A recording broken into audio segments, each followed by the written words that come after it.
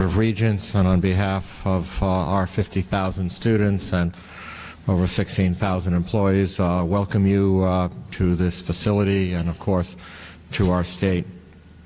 To get to the most important question of the day, and I want to get this exactly right, last night the United States Health and Human Services Department supported the Department of State in the safe repatriation of United States citizens from the Honduras. They are now here with us here in Nebraska and are being cared for in the National Quarantine Unit and the National Biocontainment Unit. To extend our welcome to you here in Nebraska, I'd like to introduce the governor of our state, my friend and colleague, Jim Pillen. Well, good morning, everybody. For those of you that are new, welcome to Nebraska. I can't start but begin by expressing my incredible appreciation for the countless professionals, both federal, state, and local, who have burnt the midnight oil and worked extensively in the last days to have a safe transfer of the American passengers from the Canary Islands to their arrival in the great state of Nebraska here in Omaha. It's been a highly coordinated effort, many agencies, one that has gone incredibly smoothly. It's due to outstanding communication and coordination of everyone involved. And I simply want to acknowledge and be grateful for their incredible hard work. The passengers who are here at UNMC are going to receive nothing but world-class care. It's a guarantee. You can take it to the bank. This is not the first time Nebraska has been called upon to provide the facilities and care that's required critical medical situations like this arise.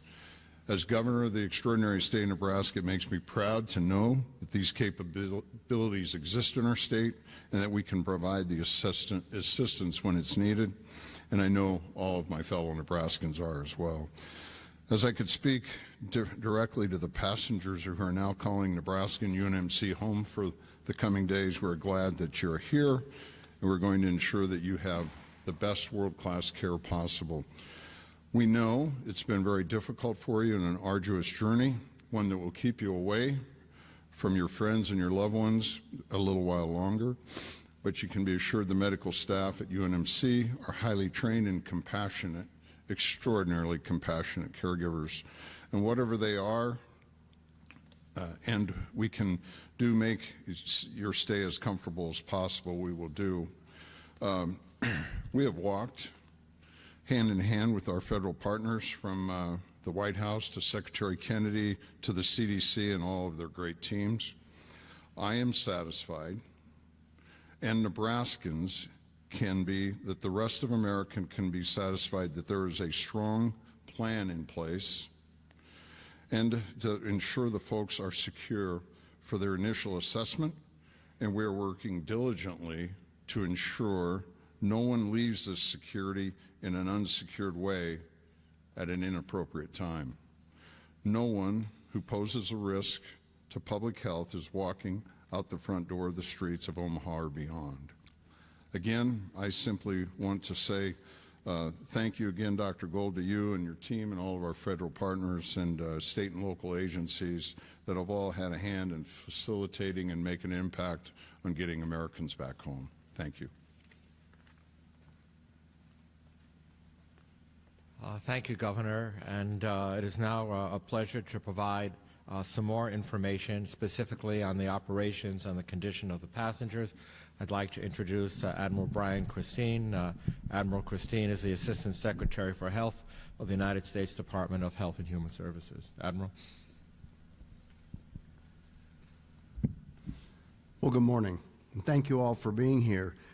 Thank you especially to our partners at the Administration for Strategic Preparedness and Response. Thank you to Nebraska Medicine, and thank you to the University of Nebraska Medical Center. Thank you all for your leadership and your readiness in this response. At the Department of Health and Human Services, our approach is grounded in science, it's grounded in coordination, and it's grounded in transparency. This is a whole of government effort across federal, state, and local partners who are all working together to ensure the safety of the American people. And let me be clear, let me be crystal clear, the risk of hantavirus to the general public remains very, very low. The Andes variant of this virus does not spread easily, and it requires prolonged close contact with someone who is already symptomatic.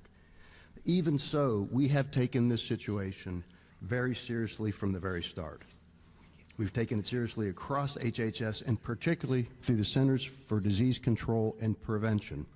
And I'm proud to see many of my U.S. Public Health Service officers have been actively engaged in the response. The CDC rapidly activated its Emergency Operations Center. It deployed medical teams to assess passengers and coordinated closely with international partners. They have notified state health departments, they have initiated monitoring of potentially exposed individuals, and they have issued clinical guidance through the Health Alert Network. And they have also brought together national partners through coordination calls. They've developed tools and resources to support public health decision-making, and they have ensured that both clinicians and the public have clear, timely information. Transparency has been and is the order of the day. And now, with the safe arrival of these U.S. citizens here in Nebraska, CDC teams are working side by side with ASPR, with UNMC, and with state and local officials to conduct assessments and provide ongoing monitoring and care. This is what strong public health system looks like. Experienced professionals, seamless coordination, and a shared commitment to protecting the American people. We will continue to follow the science, we will stay vigilant, and we will keep the public informed every step of the way. As I said, transparency is the order of the day. Thank you. Thank you for being here. God bless you. God bless the state of Nebraska, and God bless our republic. Thank you.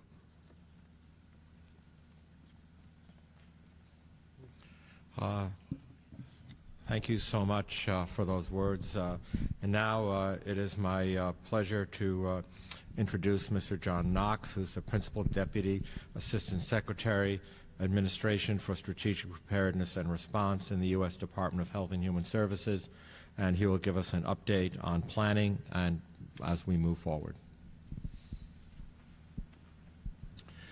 Thank you, Dr. Gold, and thank you everyone for being here today.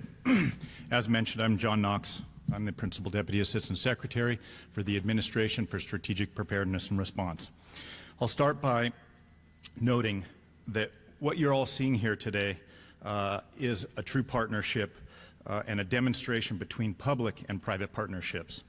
As all of you are aware, last night, with the coordination of multiple federal agencies and in partnership with state officials, HHS supported the Department of State in a safe repatriation of 18 U.S.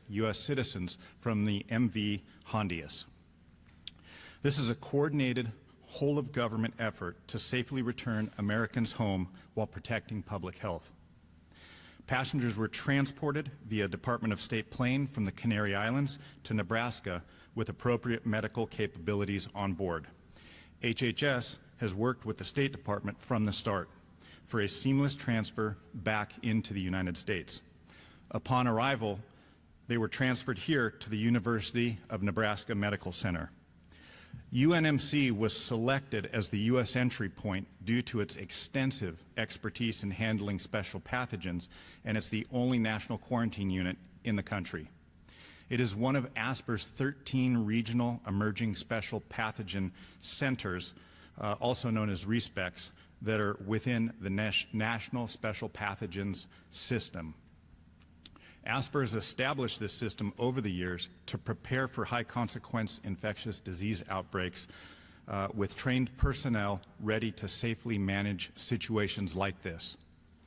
ASPR's mission is to protect the health security of Americans, and this response reflects the strength of the national preparedness system. As mentioned by others here this morning, over the next several days, passengers will undergo an initial health assessment and receive guidance on next steps from the CDC experts and other partners. This event reflects our ability to coordinate across federal, state, and local partners when the health of any American is on the line. So at this point, I'm going to turn it back to Dr. Gold to continue. Thank you. Well, thank you, Secretary Knox. We have several people here, as of course you can see. Just to introduce them quickly, we have Brenton Jackson, Dr. Jackson is from the Centers of Disease Control and Acting Director of the Division of High Consequence Pathogens and Pathology. We have Captain Michael Gardner, also from ASPRS, the Regional Administrator, Region 7 of the Mission Field Operations. We have Matthew Ferrara, who's a DVM and is a HHS counselor.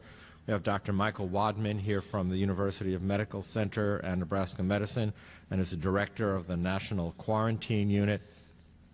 We have Dr. Angela Hewlett, who's the medical director of the Nebraska Biocontainment Unit.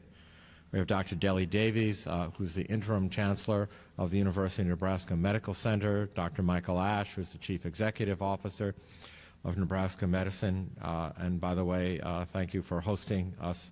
And we have Dr. Ashley Newmeyer, the Director of Public Health for the state of Nebraska. And before I take your questions, I just want to say that UNMC and Nebraska Medicine are very honored to have this responsibility to repatriate these American citizens. There is no place in the country that they could be better cared for, more safely, and more effectively. As the governor said, it is the people of the state of Nebraska, and indeed here in this microcosm, it is the people of UNMC and of Nebraska Medicine that really make a difference to truly lead the world. And today, as you're all gathered here, there is no other place in the country where they could be more safely and more humanistically cared for. We have a very simple rule here, and having served as the chancellor of the Med Center for more than a decade of my life, if we treat our patients the way we would treat family members and loved ones, we're going to be okay, and that's the rule. So with that, we're very willing to take your questions. There are microphones that we will pass around. If you do have a question, I will recognize you, and there are some folks who are carrying the microphones just to be sure that everybody can hear your question. And if there's a specific individual that you want to address it to, that's fine, or we can just have volunteers. Thank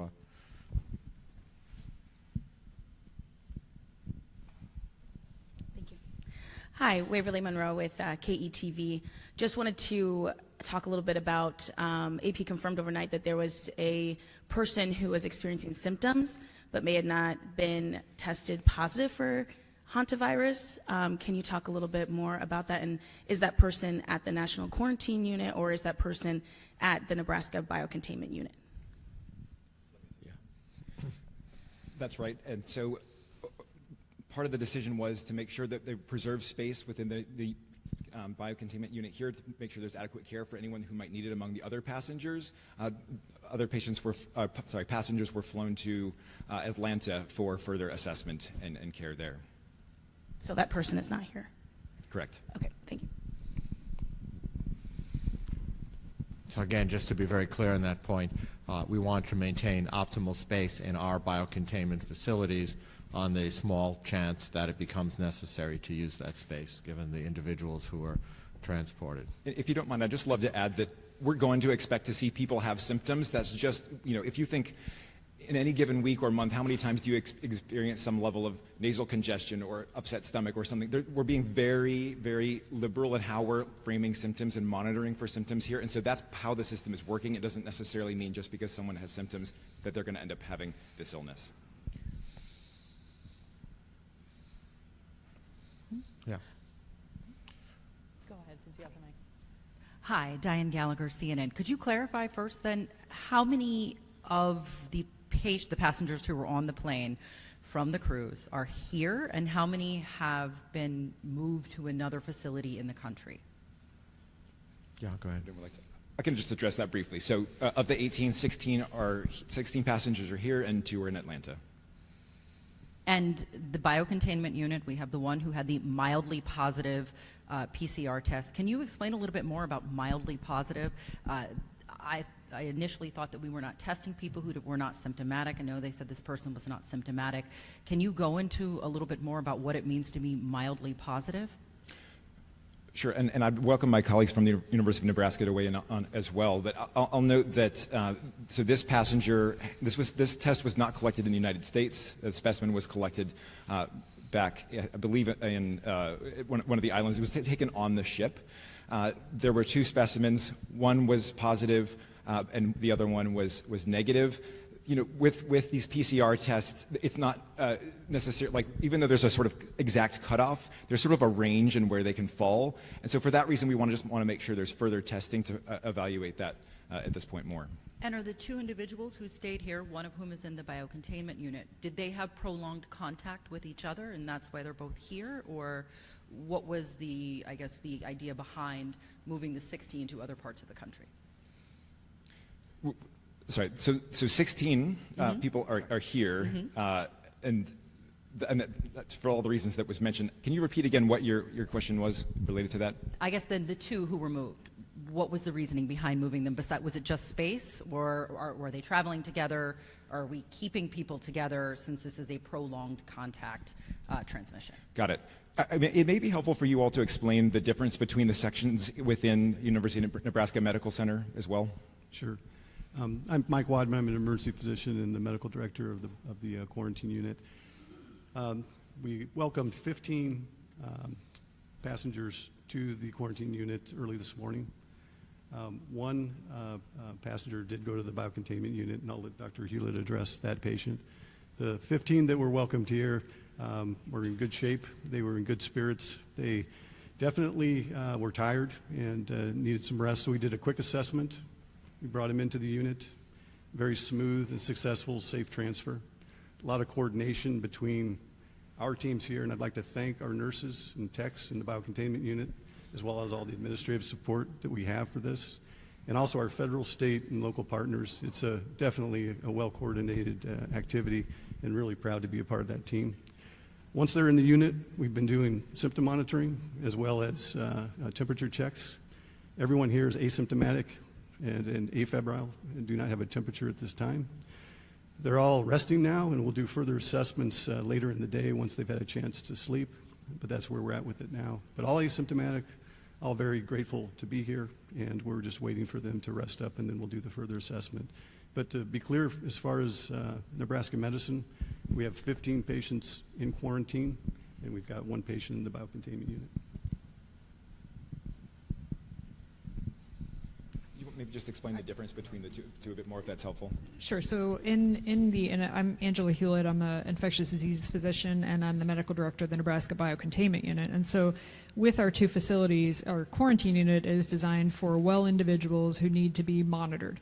It is not a patient care space. It is much more like a hotel than a patient care space. We don't have the typical things that you'd see in a hospital room.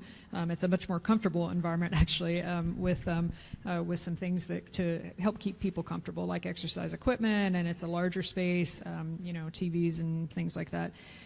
The biocontainment unit is a patient care space, and that's our unit, which is also located on this campus, and that's where we provide hospital-based care to people who need it. And those patients could range from being, relatively well and stable to critically ill, requiring multiple procedures and multiple interventions. And so we do have one individual who, as you know, was taken to the biocontainment unit early this morning, and I'm happy to report that we assessed that individual.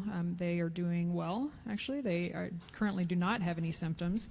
And have a good appetite, although they're very tired, understandably, but it's been a really long journey for these folks. And so, again, everything appears to be going very smoothly. I'm really proud of how our team responded and how we all kind of came together to execute this very complicated, transfer of multiple different individuals into these different units. So I might just underscore that it's a contingency planning reason. They want to make sure that if other of the people that are sort of in the more residential side of that need potential medical care, there is space available. And so by moving other people who may have symptoms to another location, it makes sure there's that space to care for them.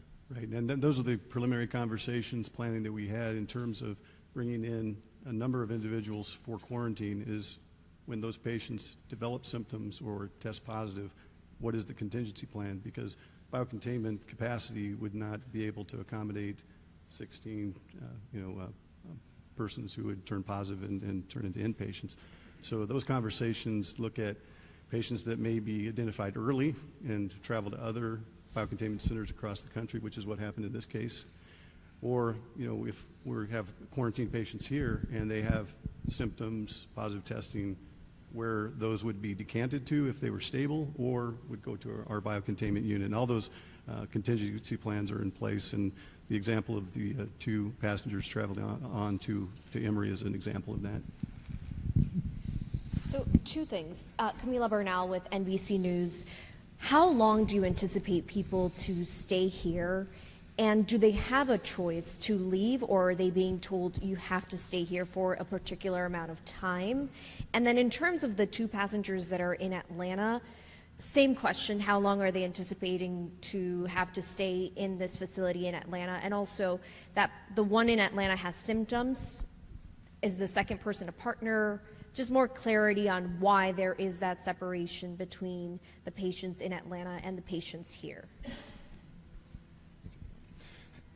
It's a great question about the plan in terms of where things will happen. So right now, the passengers that are all in the sort of assessment phase, they're going to be here for at least a few days while we do assessments and then coordination from what happens next.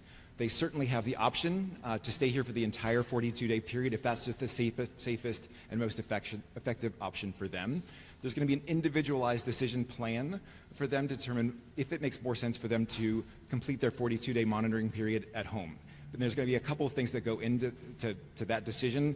First and foremost, do they remain symptom-free? But then also, do they have all the structures and support to be able to continue that period at home, making sure that they can be able to isolate in a separate part of structure from anybody else, make sure that they can contact their health department, get tested if necessary if they develop symptoms, or if they need a higher level of medical care, that's available to them. So there's a range of structures that need to be in place before anyone would be transferred to their home, and that would be done in close coordination with the health department in the states that would be receiving them. Ultimately, though, will it be their decision? Yes, we want to do this in the least restrictive way possible that is still safe, that protects the health and safety of both the passengers and their communities. And then in terms of the patients in Atlanta? I just wanted to make a brief comment. Ashley Neumeier, Director of Public Health for Nebraska. Our partnership with our federal partners has been tremendous, as it has been with Nebraska Medicine and UNMC.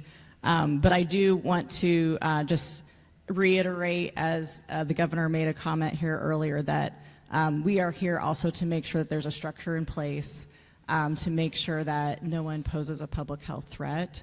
I do, as the team is assessing and monitoring the individuals, we understand that they've been through an unimaginable experience already, and we know there's that human element, but we also want to make sure that there is a structure in place.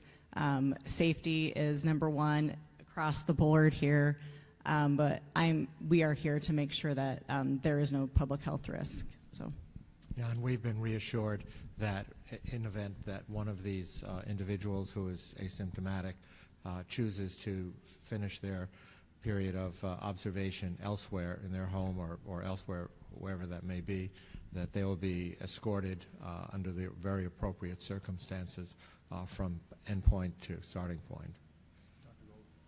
Yes, sir. I just want to reiterate what Ashley was saying.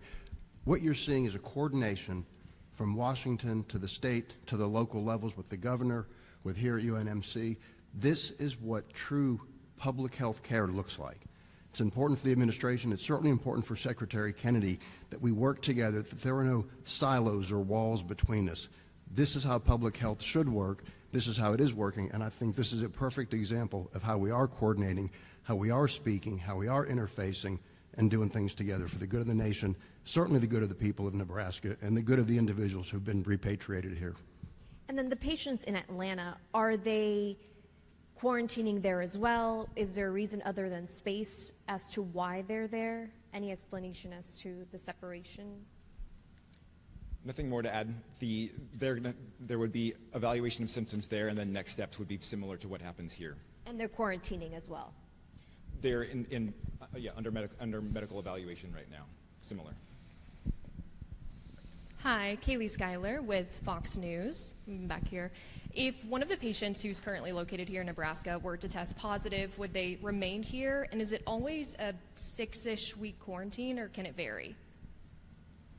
I'm sorry, go ahead. Sorry. I was just going to, I'll start off by saying that is why we've maintained space in the biocontainment unit in event that becomes necessary. How a lot would depend upon if that was the only individual or if there were multiple individuals that would get us to capacity of the BCU. And if that occurred, we would work with our federal partners very closely and make sure that they were transported to another facility that had the capability. You want to add? Sorry, I was just going to add on the 42-day monitoring period. The reason for that is that's the maximum incubation period that's been seen for the Andes virus. So the incubation period is the time from when someone was exposed to when they develop symptoms. That's really at the very, very long end. Most people who end up infected with this virus will develop symptoms much sooner than that. So that's a conservative time frame, and that's the number we're using. I'll note this is a much longer incubation period than we see for a lot of other viruses, but typical for hantaviruses. Ian Lee with CBS News. You mentioned this incubation period being so long. We know that there are some Americans who already traveled back to the United States or in their communities. How can you guarantee that they don't have the virus? And can you guarantee that when people leave here that they will not be carrying the virus? Would you like me to take that question? Certainly. There's been contact made with all of those passengers who returned. The state health departments have been monitoring them on a daily basis, including symptoms and temperature checks. They have plans in place to make sure that they can isolate effectively in their homes should they develop symptoms. If they are developing symptoms, they have ways to get tested safely and to make sure that they're not going to spread it to others. Again, based on what we know about this virus, and this, again, I want to emphasize, this is not a brand new virus. This is a virus, even though it's new to many of us, it is a virus that has been known for decades now, and there's been outbreaks that have been dealt with in other countries, and even here in the United States. This is not the first time we've had Andes virus in the United States before. The data that we have now all suggests that transmission, that spread between people, happens when people are symptomatic. And so I think that gives us, when they have symptoms, and so that gives us one layer of added protection to know when the risk is going to be greatest and how we can best protect the health and safety of the passenger and the American public. Can you give us more details about those other Americans? What kind of procedures are they undergoing? Are they in quarantine as well? What medical treatment are they receiving? So they're not receiving medical treatment when they are not symptomatic, and it would only be for evaluation or testing, or if their symptoms progressed, then they were required if it would turn out to be positive, or they needed care for something else. They're following the recommendations that we have in our overall guidance for this daily monitoring and contingency planning. And when it comes to testing, there was one person who's asymptomatic and they tested positive. With this testing, can you test everyone and just see if they have the virus? And this person who has symptoms, have they been tested? Are they confirmed positive with the virus?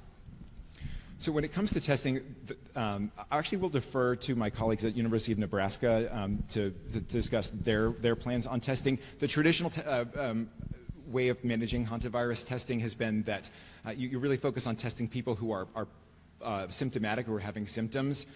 That's the current stance right now, but clearly we're going to keep reevaluating this as we learn more about this virus. And I'll turn it over to my colleague here. I mean, we're in the process of evaluating all of the individuals, and as was mentioned, we're giving them a little bit of a rest period now, just given their ordeal. And then we are going to go back and jointly with our federal partners ask questions about their exposure and get a lot more information from that individual, and then we will make individualized decisions on testing based on those conversations. The individual in the biocontainment unit will be tested, and that's only because that individual did have this kind of equivocal positive test previously, not in the United States, and so we will be testing that individual. But the individuals in the quarantine unit, that will be a conversation and a lot of conversations between us and those individuals that are in the unit now. Yeah, and just to add to that, in partnership with the Nebraska Public Health Lab and the university, we've developed and validated the necessary testing so that can all be done here and done quickly, and it's a PCR test. If I can follow on what you were just saying about the individual in the biocontainment unit, has that person developed or shown any symptoms since they've been here? And do we know if there is any evidence that this could be transmitted by someone who is asymptomatic? I know that's not typically what happens, but is there evidence that that could happen? So first question, the individual is doing well and not having any symptoms at this time, but again, just arrived a few hours ago, and so that will be an ongoing assessment, and we will continue to ask those questions and ensure that, that they remain asymptomatic. And second question was about transmitting without symptoms. So there are a lot of unknowns here, but as was mentioned earlier, it seems that with hantavirus, the specific Andes virus, that this can be transmitted person to person, but it typically does require very close contact, and typically when those individuals are symptomatic. Now again, recognizing that, like I said, although this is, there are some unknowns, and this is not a new virus. This is not the scenario that we encountered with COVID, where we had a brand new virus. So there is some information known about Andes virus, and we feel fortunate to at least have that. But again, this will be an ongoing assessment, and there are a lot of moving parts right now, but we'll do our best to take care of the individuals both in the quarantine unit and in the biocontainment unit and make sure they receive the best care. Go ahead. Just to make sure that we reiterate that even here at the quarantine center, the rooms have negative pressure so that the virus cannot leave the room generally, and then the ventilation is separate from the rest of the building. It goes right out, and then it's filtered through high-efficiency particulate air filters. So the risk to the general public for those patients who are here, even if they were to become symptomatic, is very, very minimal to none. Yeah, and just to add on to that also, we're doing everything in our power to protect our healthcare workers who are wearing appropriate protective equipment, both in the biocontainment unit and in the national quarantine unit as well. And just for clarification, especially you mentioned there were a lot of people who I'm sure harkens back to 6 years ago who were watching this. What is the definition of very close contact? What does that mean? I may let our public health partners answer that a little more definitively. They're asking the definition of very close contact and what you would consider. And the reason I bring that up is because there are some guidelines that just came out on this. Right, so there's guidance that you can look to specifically on our website about close contact and how that defines exposures. Typically, we're talking about exposure specifically to bodily fluids, and then that could include things like saliva. So if you're sharing eating utensils, kissing, touching, those type of things. It can also mean just being really, really close to that person for a fairly long period of time. So we're calling that right now 6 feet for at least a cumulative number of 15 minutes. I want to be clear, there's nothing magical about 6 feet. It's not a force field, but it's a rough number that gives us a sense of how close somebody has been. 15 minutes, again, it's a bit arbitrary, but it again gives some sense of how close someone has been. I think that's actually a fairly conservative approach given how we know, how the evidence we have so far about how this virus has spread in the past. I have one clarification question, then a few more questions. I believe just now someone said 18 U.S. citizens who were on the plane. Yesterday, I believe officials were saying 17. I saw reporting that one person was a British national who's a U.S. resident. Can we confirm those numbers? Yeah, that is true. The last person was a British dual national who decided to come back to the United States. Are they in Nebraska right now or in Atlanta? They're in Nebraska. They're in Nebraska, okay. And they are one of the people who are in the quarantine unit, not in the bio-quarantine? Yes. Biocontainment? Okay, thank you. And then just in terms of how limited the quarantine is, can you talk about what protocols are? Like, I'm assuming family members want to visit. Is there room for that? What does that look like? Well, currently, each quarantined individual is in a private room, their own room, and there are no direct visitation. They do have access to technology. They can conduct phone conversations, video teleconferencing with family members and friends, but there's no intermingling of any of the quarantined individuals. There's no visits from anyone outside of the quarantine unit. They do see our nursing staff, our technicians, our physicians on a daily basis, of course in full PPE, following the precautions that we have in place to prevent transmission of the pathogen, but there's no direct contact with anyone. In terms of the bio-quarantine unit, can you just quickly describe, is it similar? They're completely isolated. What are the differences between, how many beds there are, et cetera? So the Nebraska Biocontainment Unit is a completely separate entity from the National Quarantine Unit, and it is designed as a patient care unit. We have 5 rooms in the Nebraska Biocontainment Unit. One of those rooms now is currently being operated as an in-house laboratory, which is actually an important aspect of our clinical care to make sure that we're able to perform our lab work in a timely fashion with a good turnaround time. The remainder of the patient rooms, so we have one individual who's occupying one of the rooms. At this point, that's the only patient that we have in the biocontainment unit. But it also, similar to the quarantine unit, it's its own separate entity. It had its own air handling system. We don't share air with any of the rest of the facility. It has HEPA filtration out on the roof.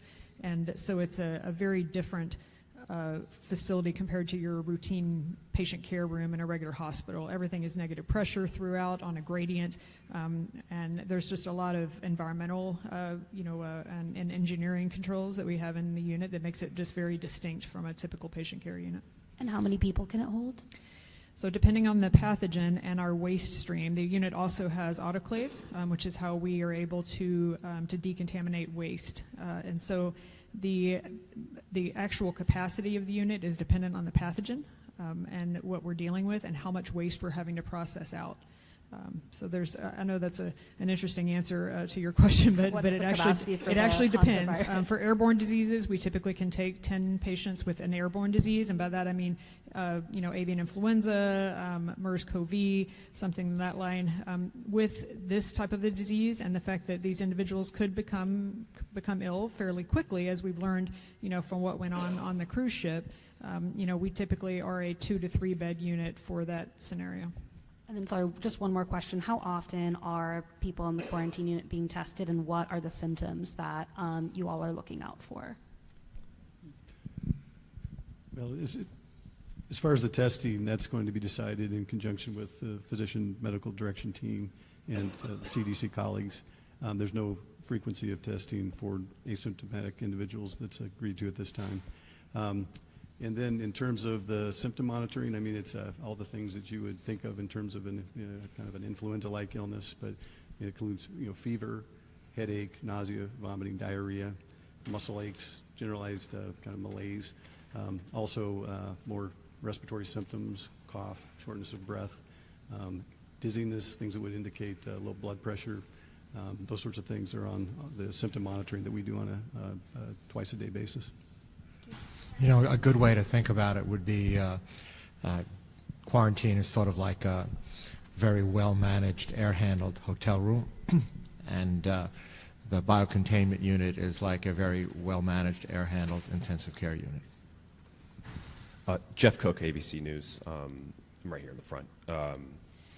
The 2 patients that went to Atlanta, why did those 2 patients go to Atlanta specifically, if you haven't already answered that?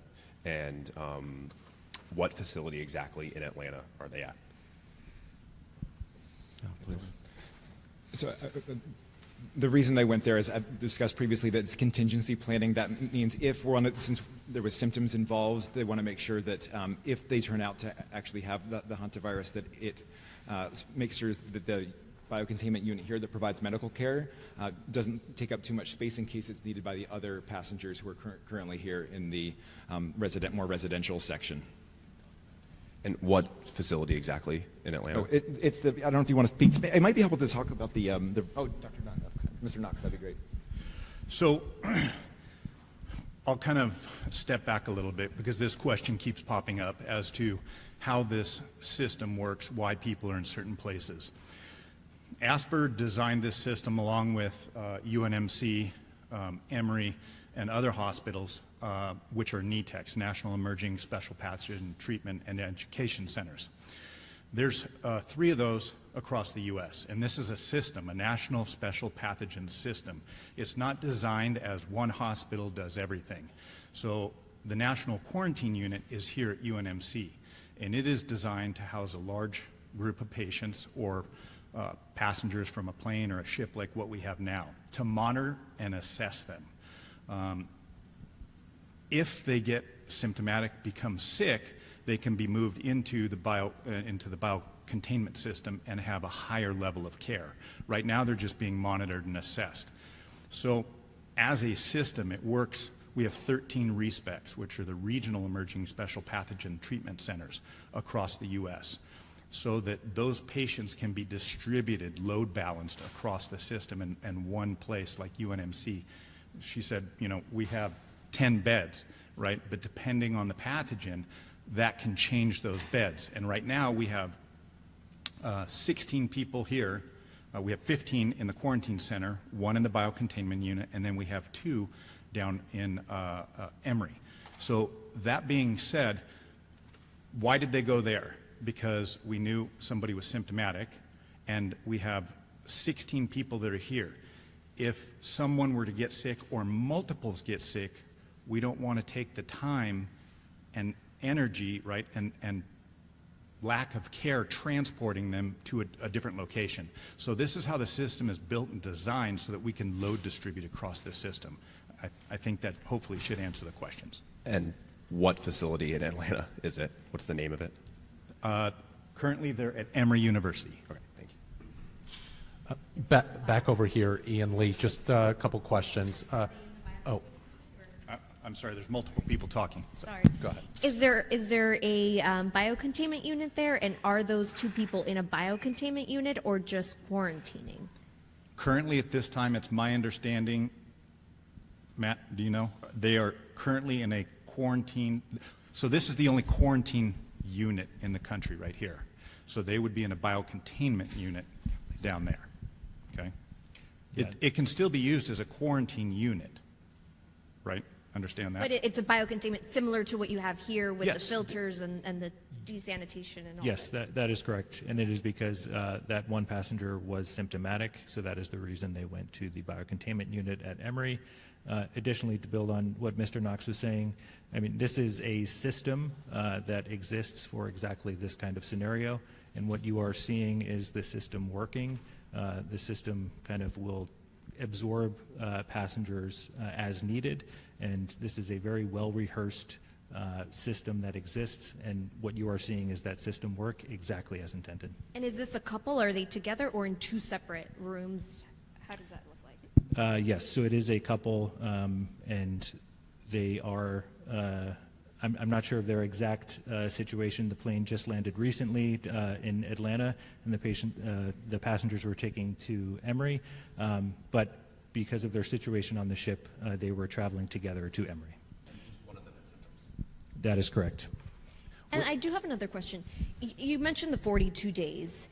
If someone recently tested or possibly tested positive, we've seen someone else with symptoms, do the 42 days start now all over again, or when do these 42 days start? So it would be a different story if the person is already known to have an infection, if it's a true, actual PCR positive. I actually would like to defer a bit to our clinical partners, because I think this is something that is going to require somewhat of an individualized decision-making process to make sure when we feel confident that the person would be no longer infectious. I don't know if there's anything you want to add to that or just leave it there.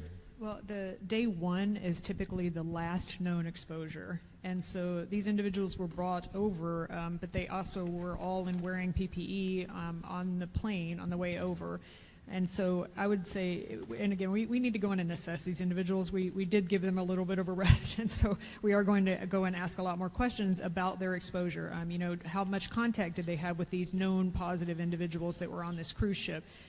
You know, and other things like that. And so once that is more established, then I think we'll have a better idea of when day 1 is. Because day 1 was your last known contact with, you know, someone at risk or someone who was infected. And so once we get in there and actually can ask some more questions, I think we'll have a much more kind of clear idea of the 42-day period. Yes, sir. We've had several people over here. We've had several people already die from this virus.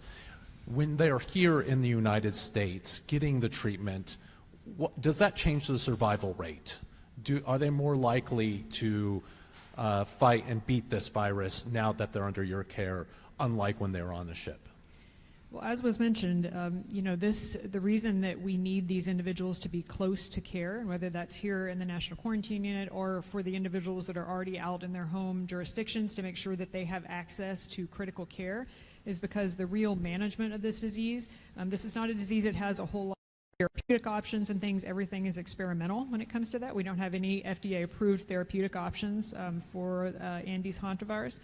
And so because of that, we rely on aggressive supportive care. And by that, I can mean everything from IV fluids to oxygen if they need it, to more aggressive things like mechanical intubation, even ECMO, which is extracorporeal membrane oxygenation. That is something that when people are in dire straits and really can't oxygenate their blood, then sometimes that can be a life-saving measure for people. And so these are, though, very aggressive measures. We do think that being able to provide those aggressive measures to people can change outcomes. And that's the importance of being close to this type of care and to be able to provide that critical care for individuals should they need it. And then finally, just for the general public, can you guarantee that no American will catch this virus from the passengers who returned to the United States? I just want to emphasize that our top priority across all levels of government here and partners is the health and safety of the passengers and their communities, and that's what we're working constantly to address through all the measures that we're putting in place. So you can guarantee no American will catch this virus from these returning passengers? There are no guarantees in life. We're putting as many measures in place as possible to ensure that people are safe and healthy, and we keep the community safe and healthy as well. Just speaking on behalf of our staff and the capabilities that we have, we will guarantee that every single precaution that can be taken to keep the communities and our staff healthy, and of course to keep these passengers healthy, will be taken. Wanted to talk a little bit about the passengers, Waverly KTV here. What are the age ranges of the passengers, and how does that factor into the level of care? Are they part of a vulnerable population for this virus? And then also, as they then move home out of Nebraska, hopefully, does care change depending on like what part of the country they're from and what they might have been exposed to based off of where they're living? Just in general, the age range that we have in the quarantine unit ranges from late 20s to late 70s, early 80s in general. And definitely, people who have coexisting disease, comorbidities would be more vulnerable. In terms of returning to their home community, resources that are available there, I mean, it's variable. I think one of the main benefits of being in this unit is exactly what Dr. Hewlett stated, is that it's a great resource for the country and that you are proximate to critical care and a biocontainment unit that can treat high consequence infectious disease, the best. And the best teams, the best policies and procedures, the best training for these things, and also the experience that we've had over the years to be able to provide this care in a safe manner. That track record, I think, is really one of the things that sets us apart. So if I was exposed to this and I had the option to stay in a quarantine unit proximate to that care, I would definitely take that, because you're putting yourself in a position, if you were to turn positive, that you'd be in a position to take advantage of all those things that's going to give you the best chance of survival. And with the people on the older end of the spectrum that you talked about, are they considered a vulnerable population or at more risk of having severe complications if they contract the hantavirus? Yeah, generally it's thought that people who are older or have those medical comorbidities could potentially be at higher risk of more severe disease or potentially more adverse outcomes, should they get infected. So I'm getting the message that we need to adjourn. I want to thank all of you for being here today. Rest assured that we will periodically provide some updates. I'm sure all you from the media know how to contact our communications people at any time, and rest assured, as you've heard said earlier, transparency is the name of the game here. We will be totally transparent, and as we continue to learn more and more about these individuals and what their plans will be. So thank you for being here, and thank you folks for doing this morning.